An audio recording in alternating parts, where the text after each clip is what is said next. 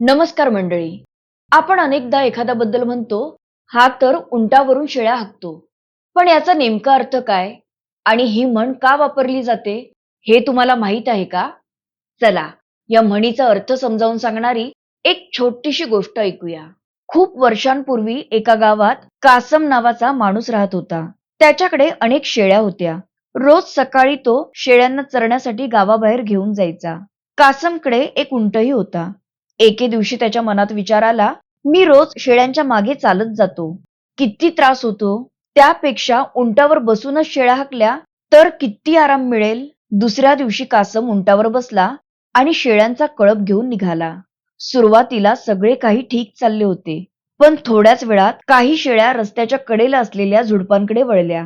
कासम उंच उंटावर बसलेला असल्यामुळे त्याच्या ते लक्षातच आले नाही. थोडे पुढे गेल्यावर आणखी काही शेळ्या दुसऱ्या दिशेने निघून गेल्या. कासम दुरूनच ओरडत होता, हट हट, चला पुढे. पण त्याचे शेळ्यांवर नीट लक्ष नव्हते. संध्याकाळी घरी परतताना त्याने शेळ्या मोजल्या. तेव्हा त्याच्या लक्षात आले की काही शेळ्या गायब आहेत. तो घाबरला. मग गावकऱ्यांच्या मदतीने त्याने हरवलेल्या शेळ्या शोधायला सुरुवात केली. खूप शोधाशोध केल्यानंतर त्या सापडल्या.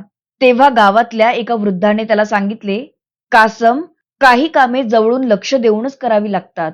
दूर बसून फक्त हुकूम चालवला तर काम नीट होत नाही. कासमला त्याची चूक समजली.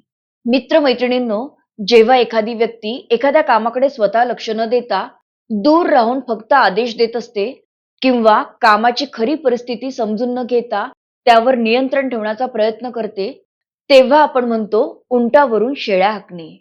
आजच्या काळातही अनेक ठिकाणी असे दिसते. कामाची माहिती नसताना फक्त आदेश देणारे लोक आपल्याला भेटतातच. म्हणून कोणतेही काम यशस्वी करायचे असेल तर त्यात स्वतः सहभागी होणे आणि बारकाईने लक्ष देणे आवश्यक असते. अशाच आणखी रंजक म्हणी आणि त्यामागील अर्थपूर्ण गोष्टी ऐकण्यासाठी चॅनेलला सबस्क्राईब करायला विसरू नका. धन्यवाद.